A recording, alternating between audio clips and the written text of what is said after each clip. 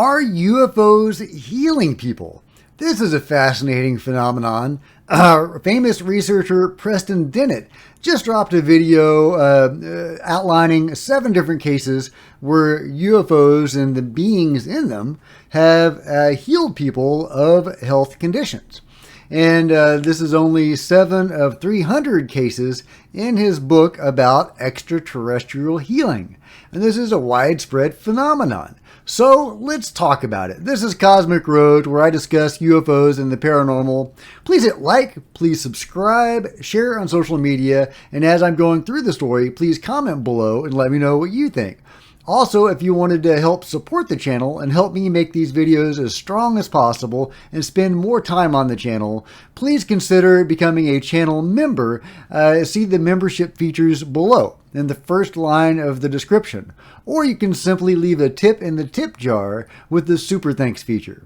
Okay, moving on to the story. I've made several videos recently talking about some of the more alarming aspects of the phenomenon, particularly about the apparent conflict between the U.S. government and some sort of global initiative as well, and the beings, or some subset of the beings. I think it must be a subset because I think that there must be another subset helping us develop this technology. And there are plenty of alarming aspects to the phenomenon and in general, especially alien abductions, as well as the missing 411 stuff. But there are also plenty of positive aspects to it as well. And it's possible that the positive aspects massively outweigh the negative. And so it's important not to overlook that. And especially not to overlook the idea and the fact that beings are helping us. I myself have my own story of miraculous healing from, non-mundane sources, if you will. And I can talk about that a little bit more later. But let's talk a little bit about just the ETs, the physical beings that are helping to heal people. Here are Preston Dennett's wrap-up thoughts on his latest video. There you go. Those are the 7 extraordinary cases of extraterrestrial healing. And it's really just the tip of the iceberg. I did cover these cases in my book, The Healing Power of UFOs, 300 documented cases of extraterrestrial healing. And yeah, just the tip of the iceberg. There are so many cases, really cases from every major researcher out there. People like Barbara Lamb, Timothy Good, Timothy Beckley, Brad Steiger, John Mack, Bud Hopkins, David Jacobs, Edith Fiore, Ray Hernandez. I could go on. This is not nearly as rare as people might think. Again, this is a major ET agenda. This is one of the reasons they are contacting humanity. These cases deserve a lot more attention than they're getting. And that's really why I wanted to do this episode for you today, to let you know that this is an ET agenda. Also, how advanced the ETs are in their ability to heal people, how widespread these cases are, and the fact that they do deserve more attention.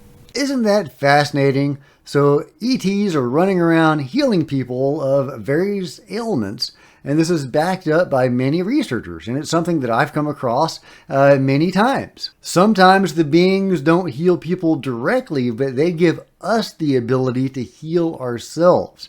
Take, for example, the case of Chris Bledsoe, one of the better known cases out there and one of the most fascinating and intriguing, especially since so many government agencies and various individuals have taken his case so seriously.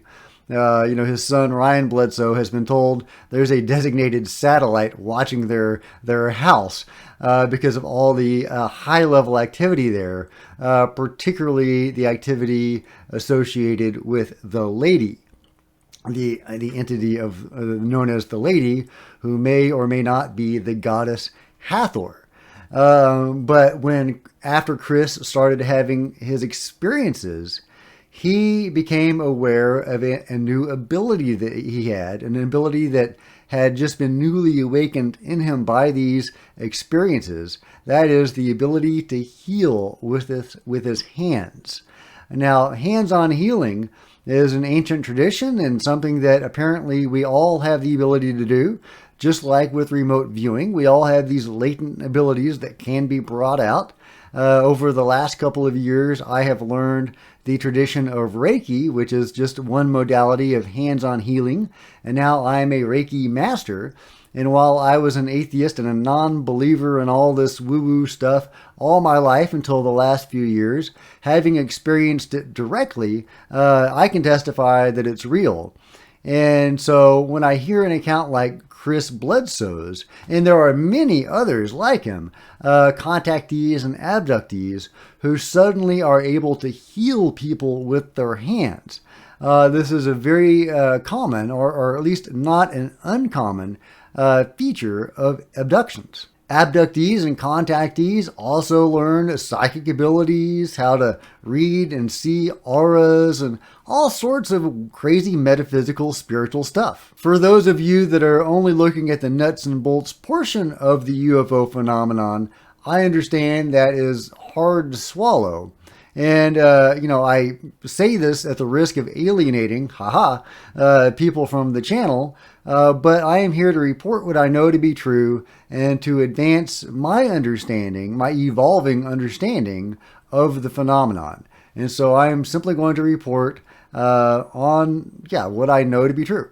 Well, apparently we all have the ability to heal with our hands, or our souls, or whatever. Our hands are just our implements. And the beings can help awaken these potentials. Indeed, the beings that govern or help humanity interact with the Reiki energy, the sacred healing energy, could be classified as aliens. They are higher dimensional beings. That's my understanding. I have never met them. But I have been in the room, apparently, when they have been there. I haven't seen them. Others have been able to see them. I can't wait to meet them. But yeah, so they are non-human beings of a higher dimension. Some people think they are the Arcturians, which are these small, apparently good-humored, blue-skinned beings. So, I don't know if that's true or not. But, they could be classified, I suppose, as aliens, if we're using the word alien in the broader sense of the word, meaning, non-human intelligence. A lot of these beings seem to come from outside of our, known reality. Whitley Strieber calls a lot of the beings that he interacts with as fishers in the stream of time, because they come in from outside of the stream of time. They come in from another reality where time doesn't exist or is different from it than it is here. So a whole lot of the visitors, to use his term, could be classified as more metaphysical or spiritual beings, not what we would necessarily call aliens, but basically aliens if you use it in a broader sense of the word. But by that definition, angels and so on could also be classified as aliens. Which is why I prefer to simply use the term the beings, because that's a very vague term that encompasses a whole lot. So what about my own miraculous healing, you ask?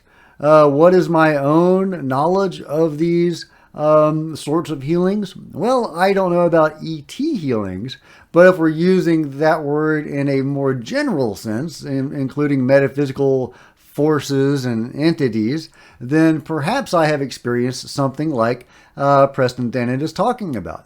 It was at a plant medicine retreat. I have been to a couple of ayahuasca retreats, if you know what that is, and I've been involved in 6 ceremonies so far. And I am, I love it. It's amazing. It's very powerful. It's very challenging. It's not for everybody. At the same time, I kind of think that everybody could benefit from it. But again, this is not I'm not a doctor. This is not medical advice. But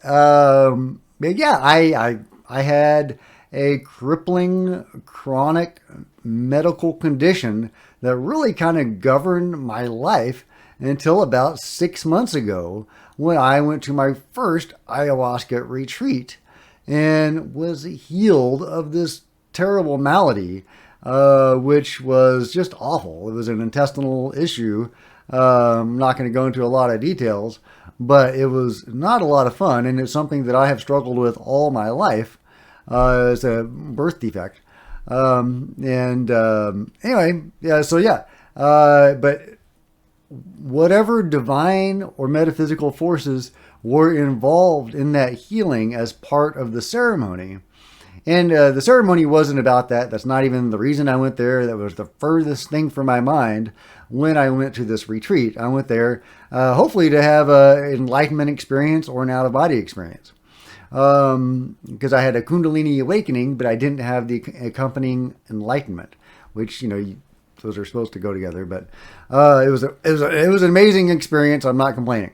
But I did hope to finish that at the ayahuasca retreat. Instead, I didn't get what I wanted. I got what I needed. And it was amazing. It has changed my life. It really has. Given me back my life, guys. It's really, really powerful and amazing stuff. So, I might list that in the broader categorization of healing by non-human agencies. Although, of course, there were humans involved. The shamans that we had were amazing. And I'm so sad one of them is about to retire. But yeah, so there are these, magical healings by ETs and higher dimensional entities. And I know that just sounds crazy to a lot of you. And I apologize. Again, I can only testify to what I know to be true, and I've experienced this directly. I've experienced, the Reiki energy directly, a hands-on healing modality. It's a cool feeling. It's a cool feeling, very different than anything I had ever felt before. If you know of any Reiki practitioners in your area, you might consider checking them out. You might need to go to a few of them and a few times each before you can start to feel it, because not all Reiki practitioners are equal. Just keep that in mind. Or if you know Chris Bledsoe, just have him heal you. Man, I hope to meet him someday. I want to meet the Bledsoes. That seems like a cool group. They've got connections in the high places. Anyway, I thought it was important to bring this stuff to you today because I've talked a lot about some of the scarier stuff with the war on UFOs. And I thought it might be constructive to point out why we shouldn't be shooting at UFOs. Maybe that's not a great idea. Now, I like to hope that the people in charge know what they're doing. And do they? I have not seen a whole lot of signs of that lately, honestly. It's not a political thing. That's just a government thing. At any rate, I'm not persuaded that the people in charge know what the hell they're doing or know who to fire at and who not to fire at. And if they are working with some subset of the beings against another subset of the beings, are they choosing the right side? Are they being manipulated? It's alarming stuff. So I think it's important to illustrate why maybe we should not be firing on UFOs. Now, hopefully we're not firing on the ones that are healing us, but until they come out and tell us what the hell they're doing and why, we won't know. We're left in the dark to speculate on all this stuff. And this is very important stuff that could determine the fate of humanity, basically. I mean, if we're at war with ETs, that's kind of a big deal. But those are just my thoughts. What do you think? Let me know in the comments below. And as always, if you've enjoyed this video, please give it a big thumbs up. I would really appreciate it. Smash that subscribe button and the bell to be notified of future videos. Like I say, comment below. Please join me on social media. There's Facebook and Twitter links below. And please become a channel member. Becoming a channel member helps support the channel so I can spend more time on Cosmic Road and bring you the best videos I know how to make. You can also simply leave a tip in the tip jar with the Super Thanks feature below. Until next time, this is Jack with Cosmic Road.